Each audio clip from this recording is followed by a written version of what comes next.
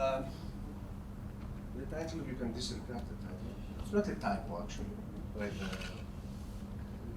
the organizers are fully. I don't know why. It doesn't make any sense. Linguistically, I don't know.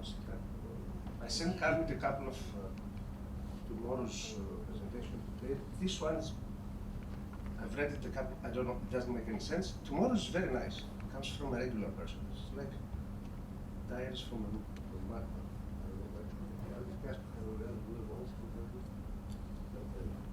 Forget about it. I will tell you just how it triggered my interest to do this kind of thing. Okay. The basics are that I'm going to have some, I'm not a political scientist. I'm not an economist. Maybe I'm a data analyst, anyway, data scientist. I'm an amateur in this kind of stuff, so whatever feedback, it's very useful. So the first, what triggered my interest was how could I model the Ukraine war, Ukraine invasion event using some multidisciplinary approaches. Basically, I was always interested in this idea of hyper games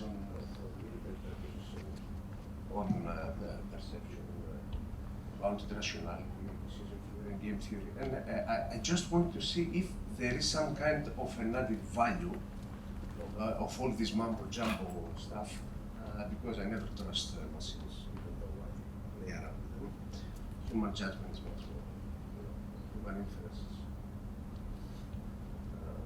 much more reliable. So that was the point. So I tried to see if there is some kind of an added value to have different models incorporated, integrated into one. Of course, I had some technical difficulties. There are some laptops that are all keep. I have some in my office, 3 or 4 that are still running the data, and I got some interim results. But anyway, it's a very complex Hyper-Brid. If someone is interested, we'll talk about it. So the idea was that using many different approaches and getting some result that might be of interest to political scientists or might get some kind of an inference on this conflict, how it was caused. Can we have some kind of a forecastability, predicting something, conditionalities, misconception games, and what? So I played around a little bit. It's like an amateur thing. Okay, it's like a hobby. So I did it. The result is okay. It's interesting. It's an ongoing work, but it was kind of interesting to me. So the ideas, so the notions are about bounded rationality, preference, beliefs. So Schmeider I like this quote. He's got a lot about how can we define objectively rational, subjective rationality, irrationality, bounded rationality. There is a huge literature on this finance behavior, and cognitive science as well. So subjective rationality is something that can convince others that she's right, only that others will not be able to convince her that she's wrong. So that's how Snyder kind of gave us a nice pretext, a nice description of all those causes. So some tools, quantitative tools I use. So one is game theory. Game theory is not the appropriate one in those types of multipolar, multi-actor games, let's say, if we call them games. I'm not calling them games, it's conflicts, of course, in real life, but mathematically speaking, so game theory is a little bit, have some fallacies. Decision theory is also a nice tool to use, and bounded rationality, these are the three pillars of my analysis.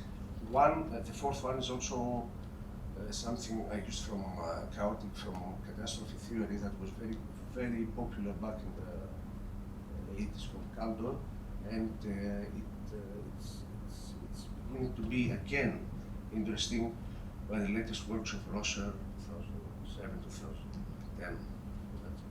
And particularly interested for political scientists, I guess, that's what I got from the modeling. So the bounded rationality is something that we can have a geopolitical state of affairs that we can call, but having something like a partial or no bilateral information diffusion, that's a category.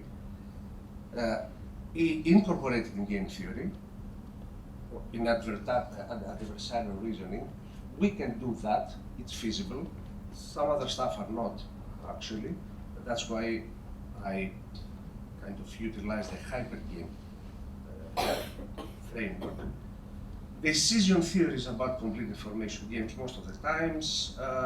Now the two adversaries, opponents, or two players, actors, agents, whatever you can call them.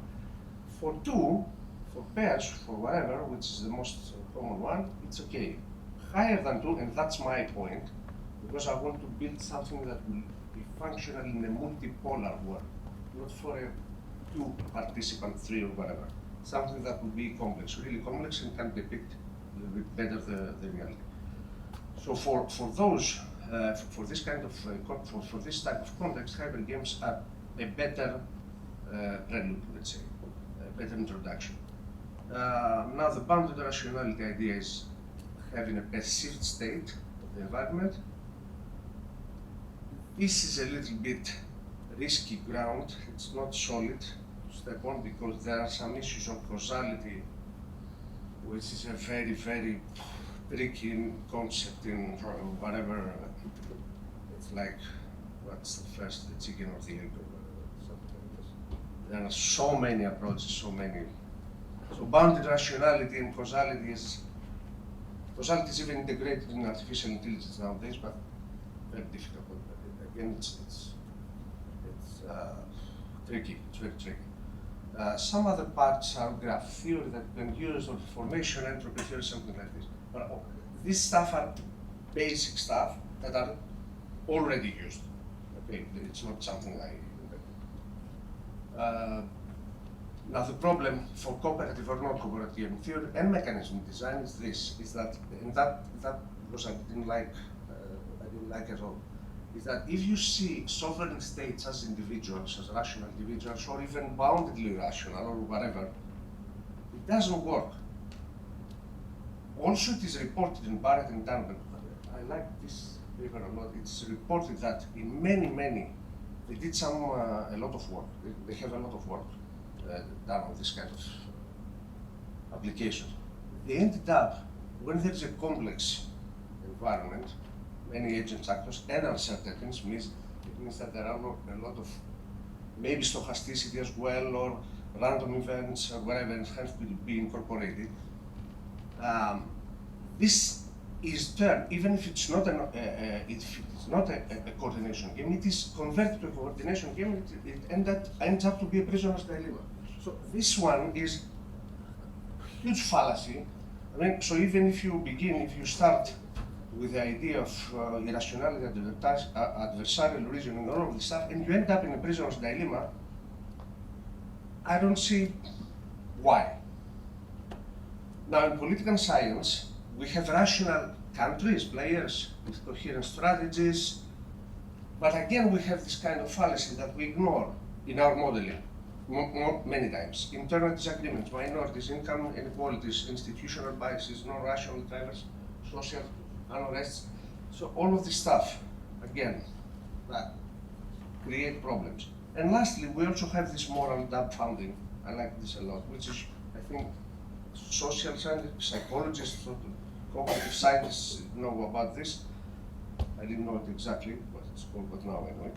Social intuition, it is something that it is driven by emotions and prejudice and not by facts. Counterfactual or factual. It's something like, because why are we being attacked from I don't know, the Palestinians? Because it's just wrong, and we must fight back. Something like this. It is also a problem with bounded rationality context, as I discovered lately, run through this kind of stuff. So this moral dumbfounding that comes from height, I don't know, it's from psychology, is also a problem in this context. So mechanism design, game theory, even complex game theory does not really work. Hypergame is a nice thing because it is about unbalanced models, and because there are these three concepts which usually in everyday life we don't give any kind of, we consider them equal or we consider them equivalent. There is this beep at the core. Beep. We have these beliefs, expectations, and perceptions. So some of you would say, but it's the same thing. What's the difference? Well, hypergame theory can accommodate this. It's not actually the same. There is a mathematical framework behind. We can do a lot of stuff with this. And the reason why I triggered my interest was that. Because we can do some stuff with this kind of concepts. So beliefs, expectations, and perceptions are not the same, could not be the same, and it's nice if they're not the same because it facilitates a lot the modeling in this type of conflict, dynamics. Now in hyper games, each player may have a false, misled understanding of bits of the other one. Incorrect, incomplete, misled. Basically all of the things that we like. Some awareness of all the players, non-awareness, any combination of fault, incorrect, incomplete, misled, whatever. So it is the framework of the hyper game, and it also plays around with this with beliefs, expectation, perception. So that's some kind of a start for me. That would be nice to start with. Now, types of hyper games, I won't go into, there are a lot of applications, so you can see applications like hyper with the hyper BPS, and then the first real world application for the World War II. They're all kind of old, except the ROT one, it's about the Falklands. So people have used this kind of, now I don't know, I'm not sure exactly if they're political scientists, they're data analysts or whatever. I like the Fraser one. Yeah, you can hear me because I speak. I told you it's a madman's diagram. So it's Fraser that uses some kind of this for a possible nuclear confrontation between the US and the Soviet Union. He used that. Also, Said and Harley used this thing for the 73 Middle East War. So there were some kind of attempts. And the nice thing about the Middle East War was that I found out that each player behaved in a rational manner, yet with their own perceptual beliefs, which would be considered bounded rational for an observer, for someone outside the game. So they were all rational and at the same time irrational, not even boundedly rational. That's what they say, at least in their paper. There are a lot of software. I'm not going through this. If someone is interested, I will go through this. I will explain what kind of software, what hardware infrastructure I used. Now, another problem I had was about the stochasticity and instabilities. So this non-causal mechanism we have in social sciences. In physics or in hard science, we don't have this kind of thing. I mean, we always have past and present states. We don't know the future. We're not mentalists. We're not clairvoyants. But in economic sciences or social sciences, we always deal with non-causal systems. This is something very simple. It means that we have to incorporate expectations. Expectations is something that comes from probability, maybe Bayesian approaches or whatever, but it's about the future. So it's fine to use this as a control feedback loop as we use it in engineering or physics, but that's a problem in social sciences because we have to do with non-causal loops or input leads. So leads means future that we don't know. So we are forced to put some kind of an approximation, which is the expectation of some kind of a variable we want to use. Stochasticity in our field is just ignorance. This is already proved by chaos theorists. So even if we flip a coin, we know exactly where it will end. It is already proved. But it's our ignorance that we use probability theory because we're just lazy. That's basically in every, the error or stochastic terms and whatever. And this is also a thing about hypergames for war conflict modeling. So this problem might be might have a solution. So it's okay. What is absolutely difficult to deal with, and it's a hurdle, is when you try to have a hypergame with all of this stuff I'm going to explain a little bit fast about the misperception, deception, information strategy, whatever. You integrate all of them, but you have a multipolar game, multiple players. This is shit. It was a mess, destroyed everything. Why? Because over 2 players, over 2 actors, well, there is a theory why. I like this is a mess, and I like mess. But you cannot have reliable or robust forecastability, not even a realistic modeling of what's happening on the hypergame, or the conflict, or whatever. So normally, up to 2 oscillations, as we say, frequencies, modes of movement, exogenous, let's speak the social side, exogenous forces, you get some kind of regular spatial temporal, you get some kind of this phase space, some periodic cycles. This means this is the past and the future, or present and past. So you can depict the variables, the phase space of that, or variables.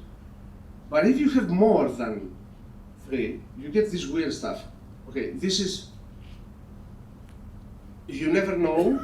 It is deterministic, it's not stochastic. Imagine if you also have random factors inside the game. This will be hidden, and noise will cover everything, so you won't know how to filter out the noise, and you have to do a lot of stuff. The problem is how to model auto-adjustable, modifying social systems, even political systems with war conflict, this kind of hypergames, and get some kind of mid-term or short-term robust predictions. If this is possible, I just try to find out if this is possible. This is simulated stuff. The red line right hand is real stuff. Imagine that this is an attractor, a attractor of a real thing, and below that there is the real dynamics. If you don't know what it is, you have to go somewhere. Where is the real? This is the noise over it. And you have to discover the noise. So you have to go through a lot of processes. The same thing applies when there are actors and agents playing the game, and on top of that you have an environment that is stochastic, that things happen, and you have to incorporate it. Now, a very nice approach is called catastrophe theory. Mathematically, it's okay. I'm not going into details. It is a very nice way to model discontinuous jumps. So, when and how things escalate or de-escalate, that's a very nice approach. And I try to incorporate this in my modeling. And there is a sub part of this called Cusp catastrophe theory, which is one that has been used. BIPs, we use possibility theory for beliefs. It's not probability. Probability theory is for expectations. And perceptions are like complex numbers. I won't go into detail, but possibility and probability is not the same. So we built something that is called the possibility the distribution of a probability distribution. Now, possibility theory is something that has been used. We can quantify qualitative data, and that's very important. Probability is fine, we can use it, estimate it with Bayesian or classical approaches. And perceptions as well. Perceptions means also misperceptions or deceptions. So BIPs are okay. Reinforcement learning is something that we all know. We can do something like this. For instance, we can include a sum of option. for Israel, or some kind of rules, strategic, military, whatever, social, or easily in this kind of a framework by first modeling the bits and then using the reinforcement learning approach. So you can do whatever you like. This is a nice thing. It looks like this. Forget about this. It's a mess, I know. This is deep learning. So you can have this. You can have the previous ones. Still there is a problem because reinforcement learning up until now is very slow. My computers are still struggling to get results. This is a problem. For real now casting data, if I wanted to incorporate real data that I'm doing for the Ukraine invasion, it might become like this. This is an experiment from DeepMind. You can see that a strong human can be more productive or more robust, more reliable than a multi-agent deep learning reinforcement learning. It's over. It's even beyond the reinforcement, the basic reinforcement learning approach. So we have a lot of work to do on this stuff. Very slow. That's it. Okay. So I used catastrophe theory, a Helix approach, as it's called in political science, that has a Cusp catastrophe approach to model. After the Crimea, it is important to show you that several pre-episodes, the aftermath of Crimea, to have this kind of thing. Bounded rational, irrational, adversarial reasoning is okay. With machine learning approaches, we can do it. The Hyper game is updated with real-time data, I'm doing that, and bootstrap again. The data are quantitative data, time series of panel, qualitative, news feeds, sentiment analysis, I use graph theory to have all of this stuff. And of course the utilities of each agent. And we're just talking about two now, okay, two. The results I got, primary results were, whatever I have done, my maximized fully fledged hyper game gave me everything in any kind of different parameterization I used, a sacrification, the volunteer's dilemma, gave me the maximum utility of the game was what we call the volunteer's dilemma. So the Ukraine leadership has to quit, has to go away. Any kind of stuff that I run. That's the optimal utility of the hyper game.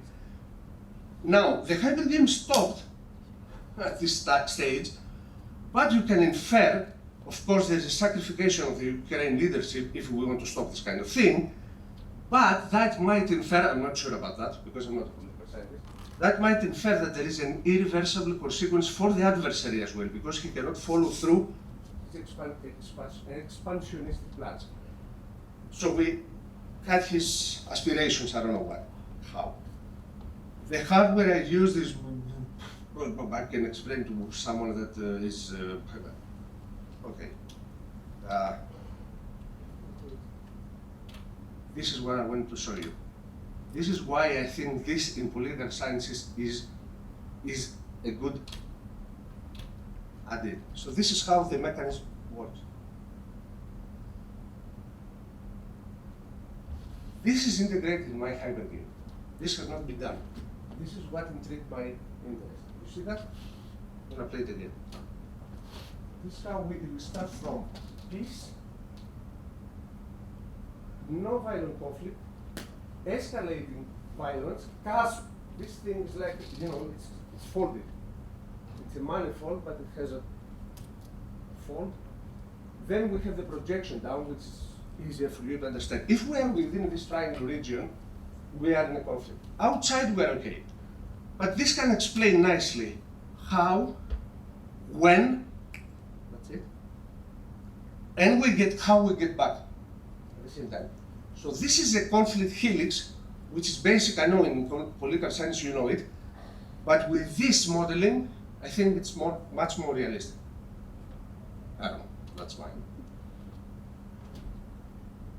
The result was what I told you about. I didn't leave it there. I calibrate, I ran extensive multiple simulations using deep reinforcement learning now, different topologies with different training, learning, testing, whatever. So I done everything. While the hyper game was initiated unrestricted. In this phase, I penalized the volunteer's dilemma.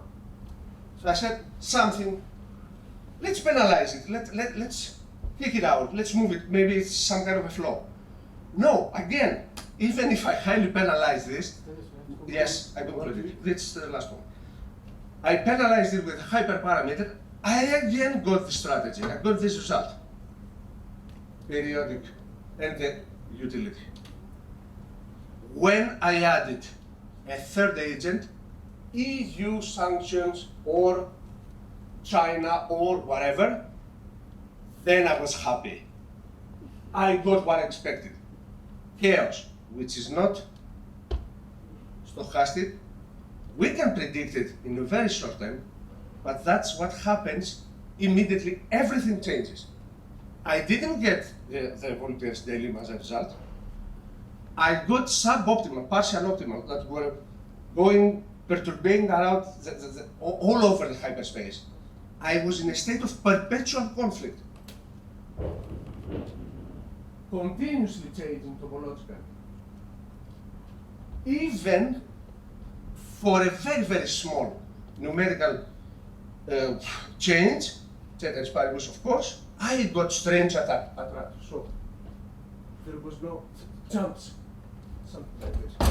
So this was some kind of a proof that when in this stuff you get more complex and you have the right dynamics within embedded, like the one, you get different stuff. So the observed scenario with more in a multipolar world was a Cusp derived partial equilibrium with not the sacrification approach. We had violent, unforeseeable presence of stochastics, of uncertainties, and I don't know why, I found Kissinger books in his last book in leadership saying this coach would kind of liked and kind of fit this the last part of my modeling. Kissinger said, during Nixon years, the US managed to maintain equilibrium by triangulating the two adversaries. He had a two-hybrid game with his dynamics back then. But he said, now engaging with more, you know what he means, you cannot just split them off, turn them against each other. All you can do is not accelerate tensions, create options for what you have to have some purpose. Otherwise, and this is exactly, but this might be the tipping perturbation before an avalanche effect. This is called an avalanche effect. Thank you. Diaries of a Malta.